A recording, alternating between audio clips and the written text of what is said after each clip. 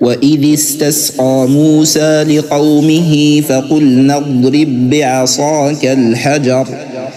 فانفجرت منه 12 عينا قد علم كل أناس مشربهم كلوا واشربوا من رزق الله ولا تعثوا في الأرض مفسدين وإذ قلتم يا موسى لن نصبر على طعام واحد فادع لنا ربك يخرج لنا مما تنبت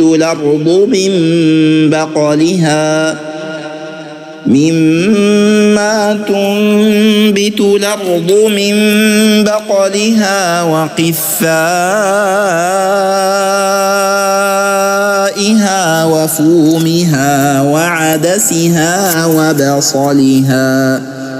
قال أتستبدلون الذي هو أدنى بالذي هو خير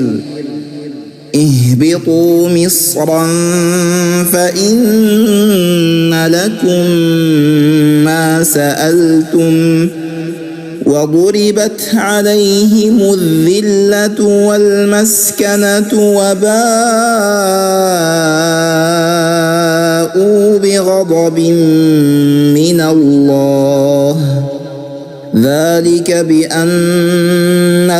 كانوا يكفرون بآيات الله ويقتلون النبيين بغير الحق ذلك بما عصوا وكانوا يعتدون إن الذين آمنوا والذين هادوا والنصارى والصابين من آمن بالله واليوم الآخر وعمل صالحا فلهم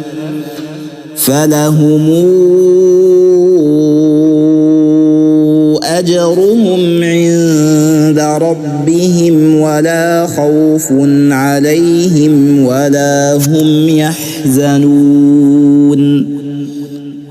وإذا أخذنا ميثاقكم ورفعنا فوقكم الطور خذوا ما آتيناكم بقوة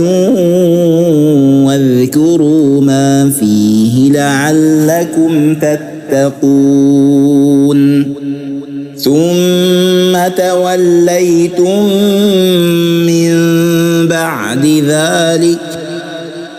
فلولا فضل الله عليكم ورحمته لكنتم من الخاسرين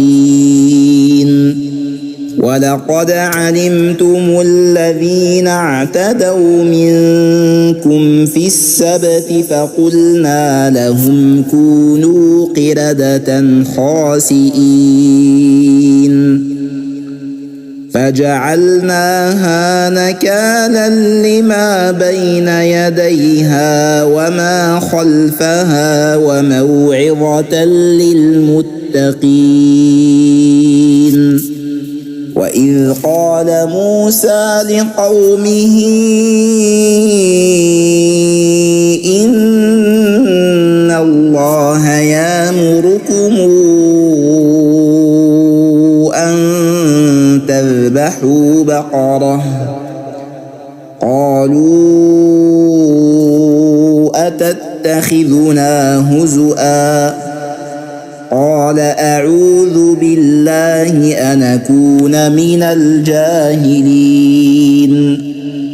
قالوا ادع لنا ربك يبين لنا ما هي قال إنه يقول إنها بقرة لا فارض ولا بكر لا فارض ولا بكر عوان بين ذلك فافعلوا ما تؤمرون قالوا ادع لنا ربك يبين لنا ما لونها قال إنه يقول إنها بقرة صفراء فاقع لونها تسر الناظرين قالوا ادع لنا ربك يبين لنا ما هي إن البقرة شابه علينا وإنا إن شاء الله لمهتدون قال إنه يقول إنها بقرة لا ذلول تثير الأرض ولا تسقي الحرث مسلمة لا شية فيها قالوا لا نجئت بالحق فذبحوها وما كادوا يفعلون وإذ قتلتم نفسا فادارأتم فيها والله مخرج ما كنتم تكتمون فقلنا اضربوه ببعضها كذلك يحيي الله الموتى ويريكم آياته لعلكم تعقلون ثم قست قلوبكم من بعد ذلك فهي كالحجارة أو أشد قسوة وإن من الحجارة لما يتفجر منه الأنهار وإن منها لما يشقق فيخرج منه الماء وإن منها لما يهبط من خشية الله وما الله بغافل عما تعملون أفتطمعون أن يؤمنوا لكم وقد كان فريق منهم يسمعون كلام الله ثم يحرفونه من